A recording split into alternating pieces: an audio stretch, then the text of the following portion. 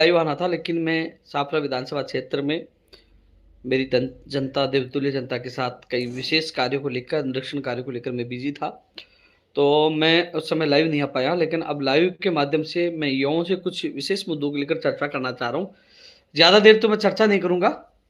काफ़ी लोग मेरा लुक देख के सोच रहे हैं कि शेविंग और कटिंग बढ़ी हुई है, तो मैं आप लोगों को बता दूं, छापरा विधानसभा क्षेत्र को ईआरसीपी यानी कि राम जल सेतु लिंक परियोजना, इसरदा दौसा परियोजना के माध्यम से पानी देने की जो मांग मैं निवेदन कर रहा हूं, और मैंने माननीय मुख्यमंत्री जी पे आस्था और संकल्प ले रखा है, जब तक छापरा को पानी देने की घोषणा डीपीआर के माध्यम से नहीं होगी, तब तक मैं शेविंग और कटिंग नहीं कराऊंगा। एक संकल्प मेरा चला, इसलिए मेरी ये ऐसी मेरा लुक चेंज है।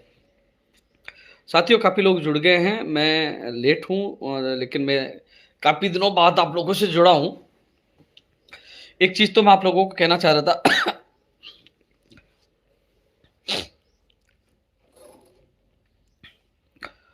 माननीय मुख्यमंत्री जी से जब मैं मुलाकात करूंगा तो बहुत सी भर्तियों की मैं मांग रखूंगा।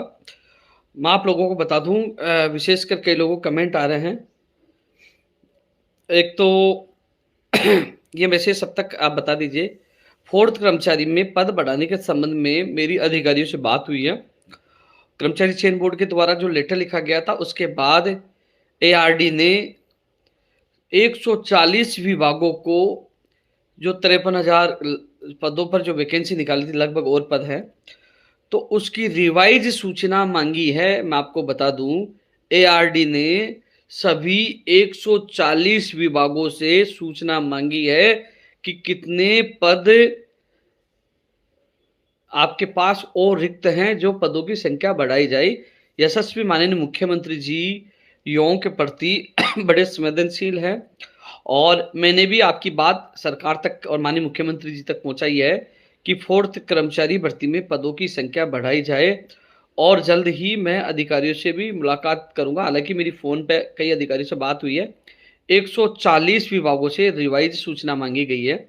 अब वो कितने पद आएंगे कि कितने पद और विभागों में खाली है। हालांकि एसएमएस में जो कुछ पद थे उसमें कमी हो सकती है, क्योंकि कई जमादारों के पद भी जोड़ दिए गए थे, लेकिन अन्य विभागों से पद बढ़कर आएंगे। तो ऐसे में कितनी पदों की संख्या बढ़ाई जा सकती है, 140 विभागों से सूचना आने के बाद ही स्थिति स्पष्ट होगी। मैं इस संबंध में माननीय मुख्यमंत्री जी तक अधिकारियों तक बात मैं पूछा रहा हूं, और पूछा भी दी है, और लगातार मैं प्रयास करूंगा। और देखो, जहां मुझे मौका मिलता है, जैसे विशेष शिक्षा वालों के भी काफ़ी लोग मिले भी थे, कॉल भी किए थे।